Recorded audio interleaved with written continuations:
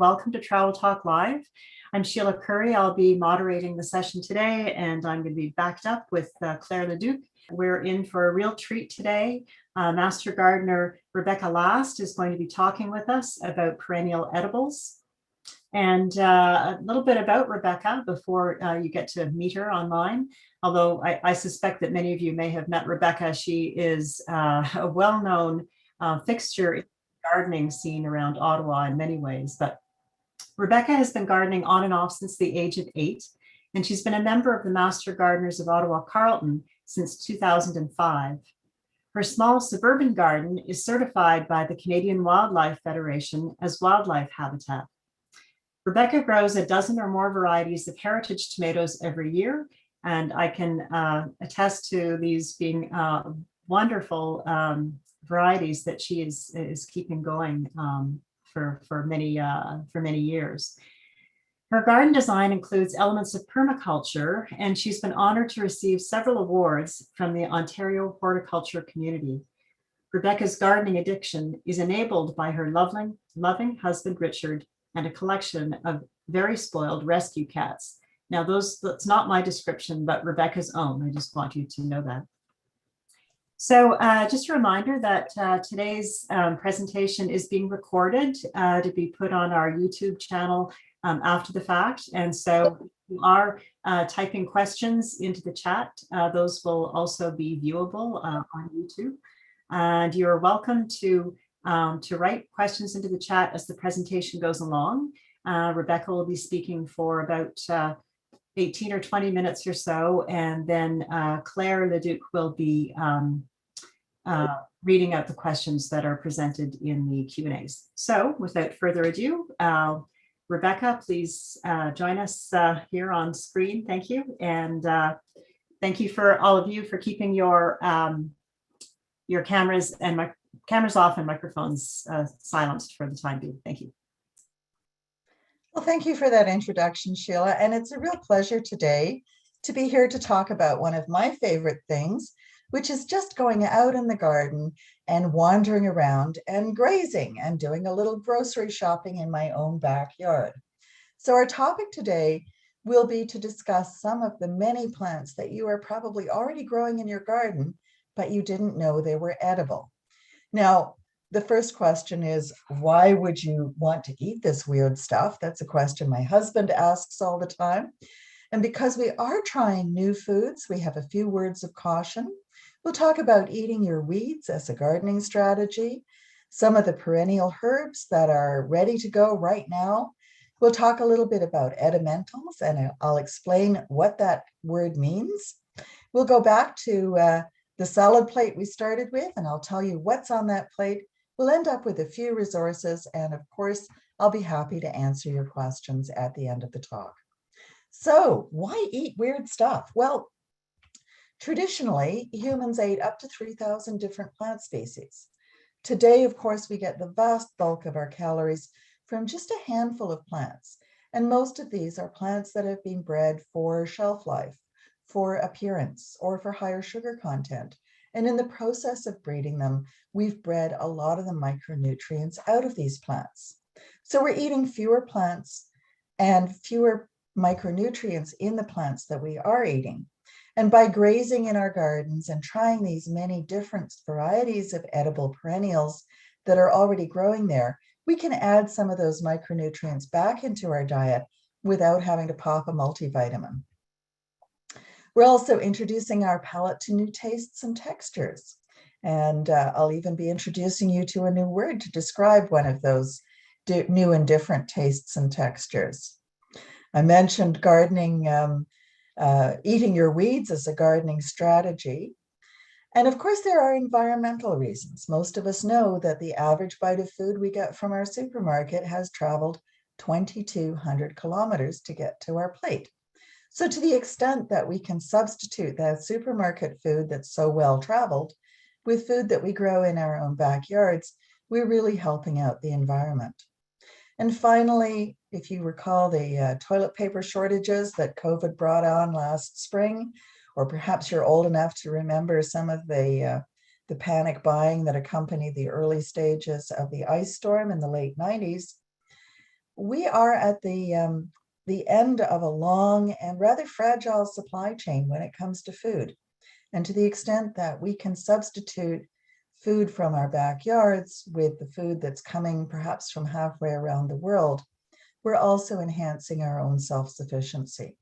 We're not going to get fat on the stuff we grow in the backyard, but it might be nice to know that there are more things out there that we can eat than you imagined. So, a few words of caution. The first is to be absolutely sure about the identification of the plant that you're eating. And there are some very good guidelines online, both for foraging and for eating perennials from your garden. We'll talk about some of those at the end of this. If you are uncertain about the identity of the plant you want to try eating, unless you're starving to death, your best bet is to leave it be. But if you are in a survival situation for some reason, there are some excellent websites out there for foragers and survivalists that will walk you through the 14 steps that you need to take to determine if a plant is edible or not. That's 14 steps. So if you're really keen to try new foods and you're not certain about the identification, make sure you know what those 14 steps are and follow them religiously. Thirdly, because we're trying new food, even if it's delicious, take it easy. Don't have a whole bowl full of whatever this new plant is. You're exposing your body to a new food, and you don't know how your body's going to respond. You might have an allergic reaction, or you might just have some kind of sensitivity that results in vomiting or diarrhea or some other unpleasant experience. So take it easy when you first try that new food. You want to harvest carefully, and this means two things. Firstly, harvesting the part of the plant that we know is edible. And again, the literature can help you out there, but so can experience to some extent. For example, we all know that we're not going to be grazing on tomato leaves because they're toxic, but the tomatoes aren't. The tomatoes are obviously the reason we grow the plant, and wonderfully edible. And the same is true with many other perennial edibles, that not every part of the plant is edible. So just take the parts that are. Secondly, with perennial edibles, it's really important to never take more than about 1/3 of the plant mass. The plant needs the other 2/3 to be able to regenerate. And these days, the government of Quebec has started to impose limitations on harvesting wild garlic because it's a plant that's being over-harvested and in some cases actually extirpated in the wild. And finally, be careful about your preparations. Follow the instructions. If it's a plant that you're supposed to cook or steam before you eat it, cook it or steam it. Don't eat it raw. And the reason for this is that the taste and even the toxic compounds in the plant may be destroyed by cooking. So it's actually safer to eat the plant once it's been steamed or cooked than it is to eat it raw. Everybody, I'm sure, is familiar with the fact that dandelions are an edible weed.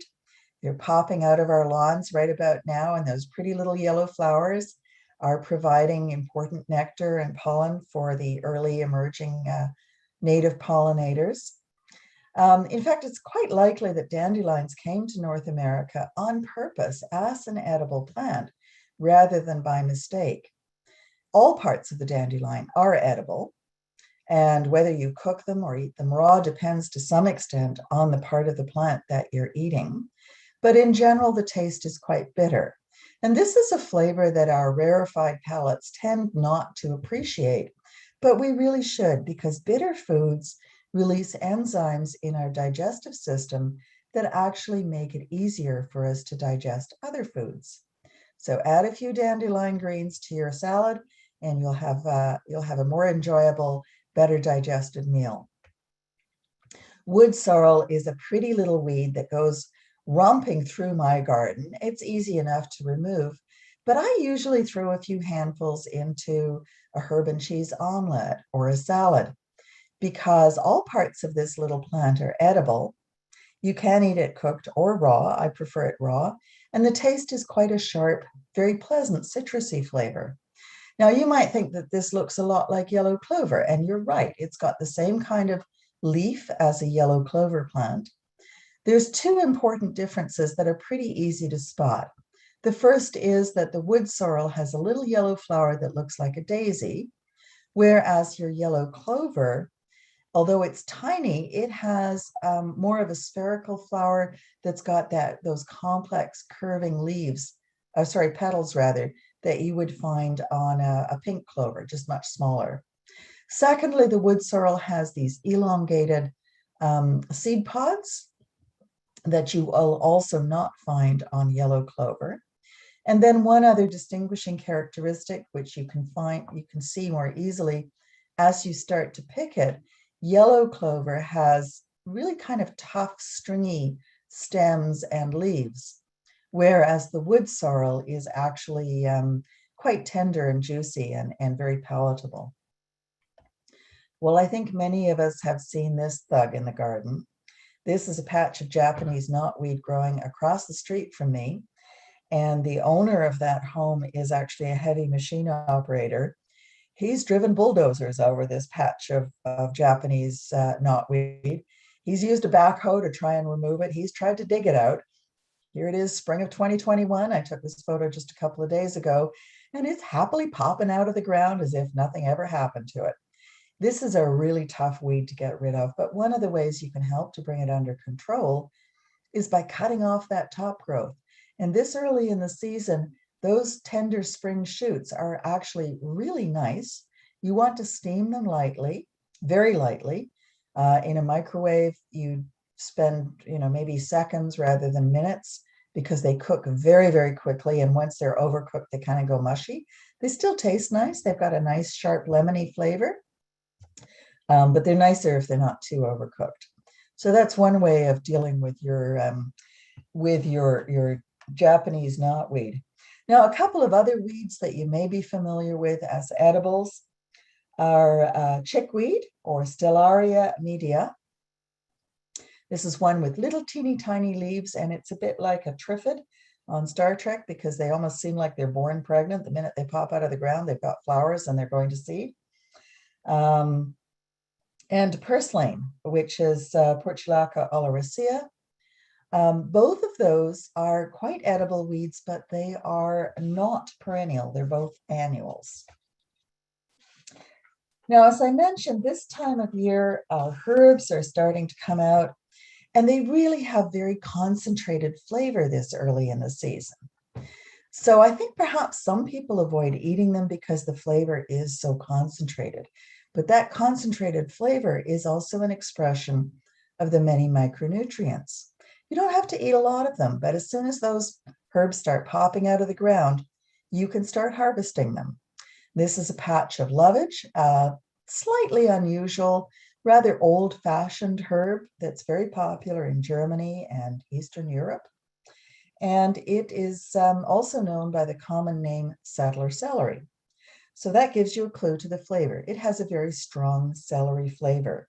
In fact, I find a little bit of this goes a long way, but a few leaves in a celery or in a salad or an omelet are really nice. I love adding this plant to soups and stews because it will take a lot of cooking without losing its flavor.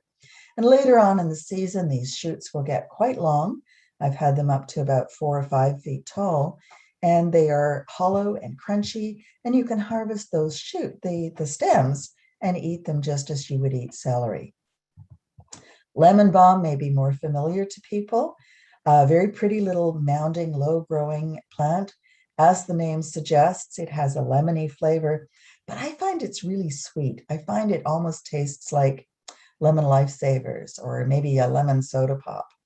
It's a member of the mint family, and it can get a little rambunctious if you let it go to seed. That's how it multiplies.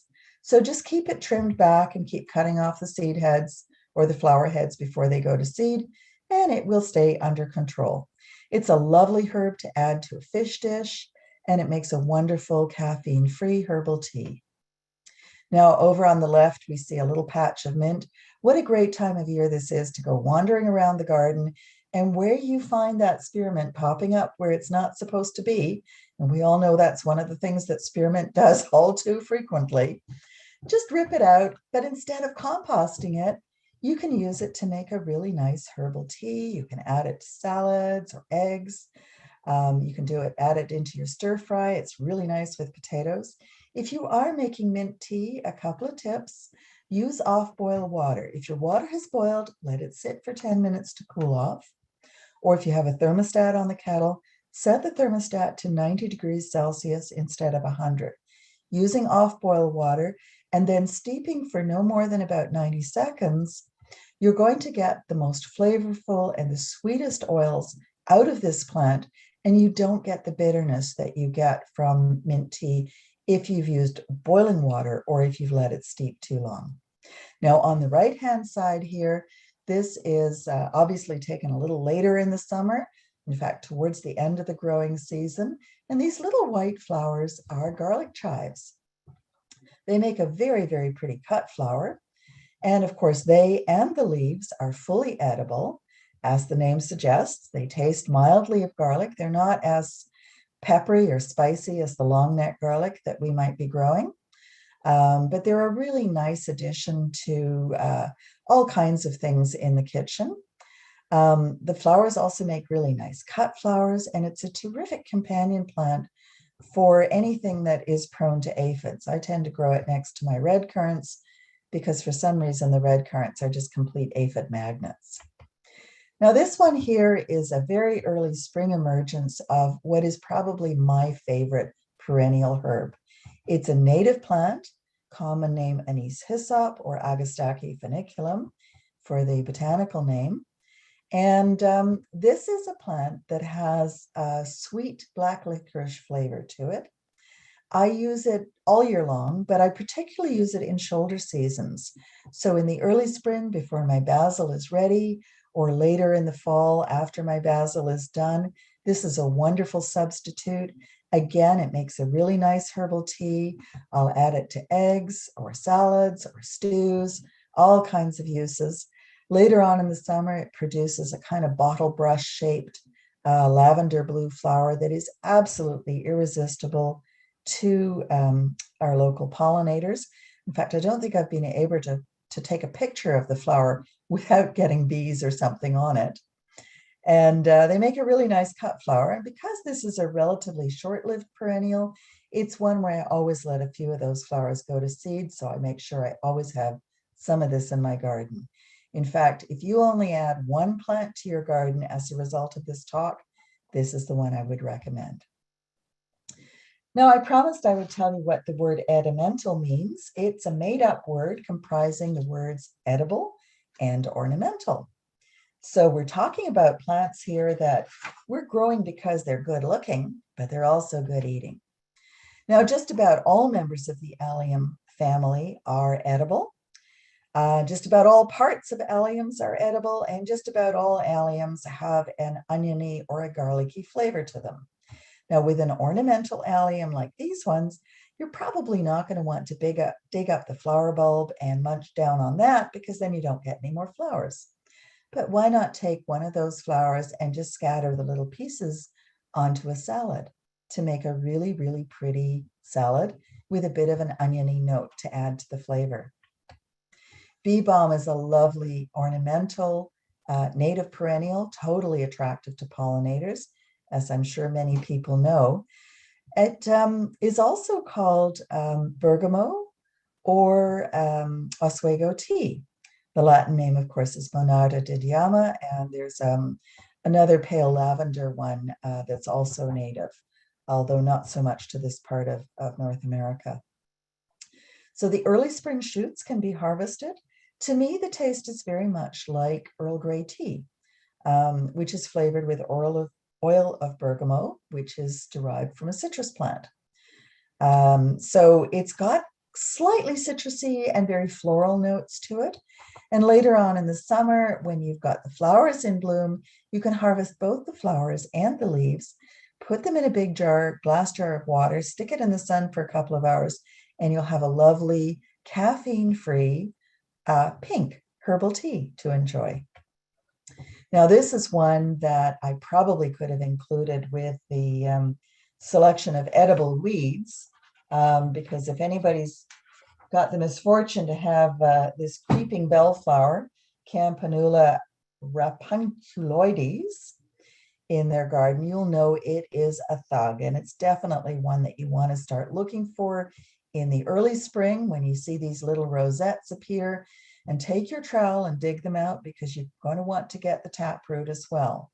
Now, it turns out that not only this bellflower, but several others are edible. And in fact, we've got things like Campanula latifolia, Campanula rapunculus, and Campanula trachelium are all edible members of the Campanula or bellflower family. These little spring leaves make a nice addition to salad. They have kind of a fresh, sweet, greenish flavor, a little bit like eating a raw green bean. Very, very slightly hairy mouthfeel, but not too unpleasant. And later on in the season, I've actually used these stems of pretty little bluebells in flower arranging. Certainly, you want to cut them off before they form seeds and start scattering more of their little monsters around. And the flowers themselves are edible as well. And by the way, over here on the left, you see some violets, another edible flower in the garden. Now, this is a hosta I probably should have divided a few years ago. It, as you can see, it's gotten a little hollow in the middle, and I could dig it up and rehabilitate it that way. Or I can take one of the outliers and put a bucket over it. Depriving it of sunlight means that the leaves will go paler, they'll be tenderer, and the taste of hosta leaves, when they've been blanched like this by depriving them of sunlight, they taste a lot like a Boston lettuce, nice and sweet and juicy. Mallow leaves in the very early spring are quite palatable. By the time the mallow clump gets to this size, I find those leaves are a little leathery. But later on in the summer, when it starts to flower, you can come back to that mallow and take the flowers and add them to a salad and really make your salad pop. And here's where one of our vocabulary words comes in, because the flowers have a very light flavor, but they have an interesting mouthfeel. They're what's called mucilaginous. They feel slightly slimy in your mouth, and they encourage the production of saliva. So again, they're enhancing your digestion. Well, the Canadian Tulip Festival is on around Dow's Lake right now, coming through there the other day.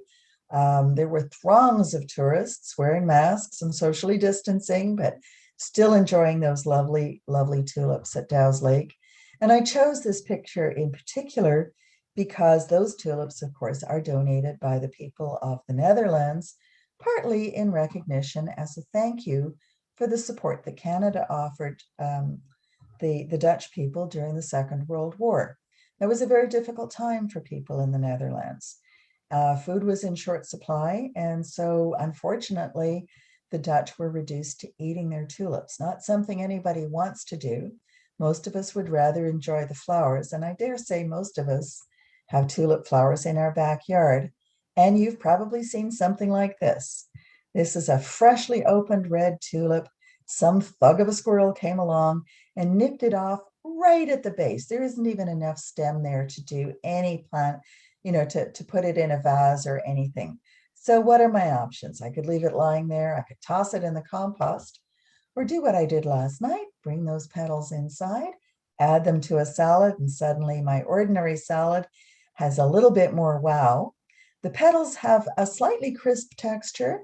Again, they have that sweet kind of green, slightly like a green bean flavor with a bit of a peppery aftertaste.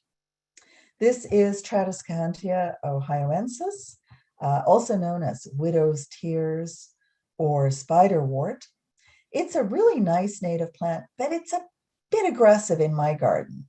Now, I could just rip out the surplus bits, or I could do what I did yesterday, take a pair of scissors and snip them off at the base. These were actually harvested a little bit soon. Ideally, I would leave them another week or so, and then I would have more of that fleshy base of the stem, which is what I really want to eat. And I chop these up just like I would chop up a spring onion. They don't taste oniony. They have a very unique, sweet, scrunchy, juicy flavor. I really like to add them to salads. I love to throw them into a tuna salad, actually. They're really quite nice. And I've stripped off the outer leaves. And again, the top growth here, which is a darker green, is not nearly as palatable. Now, I discovered something interesting when I did this last night, because normally I would chop them up and throw them right into a salad and eat them pretty well right away. Well, yesterday I was madly scrambling to finish this presentation. I did my chopping, took the photo, ran upstairs, and an hour or so later, when I came back down, I discovered that the edges where I had cut this had turned brown, just like a banana or an apple would turn brown. I haven't had enough time to research why that happened, but certainly this is another really nice plant to try and eat from your perennial selection. So we're back to our salad plate, and we're just going to quickly describe what's on the plate. Number 1 is a mallow leaf. Number 2, down at the bottom of the plate, some bellflower leaves. Number 3, we've got some tulip petals. Number 4, that's a little bit of that lovely anise hyssop I was telling you about. 5 is the bee balm. 6, some garlic chives. Number 7 is a violet. Number 8 is some chickweed. Number 9, we've got some bloody sorrel here. This is just like regular sorrel. Again, you don't want to go overboard on this one because it does have some toxins in it that you don't want to eat in too much quantity. Number 10 is lovage. And number 11 is the daylily. And daylilies, all parts of them are edible. Some people do have a sensitivity, so that's another one where you don't really want to go overboard. I like the stems in the early spring, and you can pull them just like you do a grass stem. And I find the paler colored juicy bit is down here at the bottom. And again, once you get to the colored leaf at the top, it's not so palatable.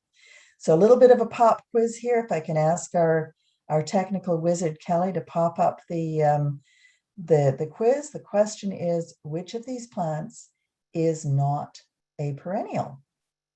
So we'll just give you a minute or two to answer that question.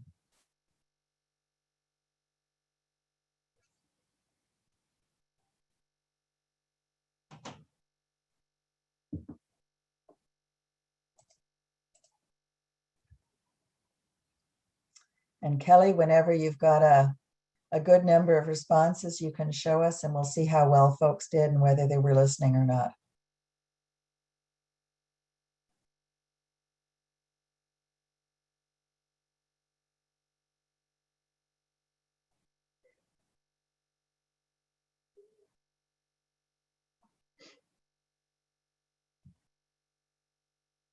Very good. I'm proud of you. So yes, the correct answer was chickweed. That was the one that I mentioned is one of the annual weeds that we can grow in the garden and eat. I said I'd leave you with a few resources. Well, this book, Around the World in 80 Plants, is written by a mad Englishman called Stephen Barstow. I had the privilege of meeting him 3 or 4 years ago when he was in Ottawa doing a bit of a book tour. So I actually have an autographed copy of this book, and it was really my introduction to the world of edimentals. In fact, that's a word that Stephen Barstow invented. And in addition to this book, he has a really good website. He was a marine biologist and traveled the world and used his professional travel to collect plants. And he now has a garden just south of the Arctic Circle in Sweden. So if he can grow it, we can grow it. He uses the 3 letters ESM after his name instead of PhD or MSW or whatever. And ESM in his case stands for Extreme Salad Man because his big claim to fame is having made a salad with over 500 different plants in it. This book here is one that's relatively new to my library. I probably haven't fully explored it. And it is more for foraging, but it has some wonderful botanical illustrations of edible plants, charts of what's in season to harvest from the wild when, and lots of great recipes. And finally, if you're in the Ottawa area, the Just Food Garden and Farm out in the east end of the city is home to Amber Westfall. This is Amber here. And she runs the Wild Garden. You can sign up for her feed for free She offers herbal CSA, workshops on herbalism, and foraging walks. And that concludes my talk, and I'd be delighted to take your questions. I see we have a few. We so far have 2 questions, at least one comment from Susan Connolly. She says that a Lebanese friend of hers was just telling her this week that they use mallow leaves as a cooked green in one of the hearthy soups that they make. Isn't that interesting? And that would make sense because they're not very nice raw. They'd probably be more palatable cooked. Interesting. Harry Fisher would like to know if you have any comments about edible trees, edible parts of trees, flowers or leaves. I have to confess that's an area that I haven't really explored that much. There used to be a wonderful linden tree just down the street from us. Unfortunately, it succumbed to a borer. And I do know that linden flowers can be harvested and turned into a really delicious a beverage. And they can also be deep fried, and the same with elderberry flowers. But I don't have a lot of personal experience with that, I'm afraid. It's an area for future exploration. Yes, maybe another presentation another time. Perhaps. So Katie asked, from a tulip, is the only edible part the flower? No, in fact, as my understanding is that the whole thing is edible. Now, I do take some exception to Stephen Barstow's list of edible plants because his definition of edible is it won't kill you. My definition of edible is I really want to be able to enjoy what I eat. And I'm not quite sure if things like the stem or the leaves of tulips fall into the Barstow category of edible or my category. Mm-hmm. Yeah. It is more of a famine food for sure. Well, hi, folks, and I'm sorry to have to jump in here. Rebecca, you presented an incredibly interesting presentation for today. As you can tell, I'm sure there'd be lots more discussion if we had time, but we really are out of time. Thanks again. Please join us next week where Marianne Van Berlo is going to be presenting and talking with us about planting for success. She'll be talking about how to plant plants right in the first place to give them the best start for their lives. So again, thanks so much. And you can always write to our email helpline if you have other questions for the Master Gardeners. Thanks. Have a great day.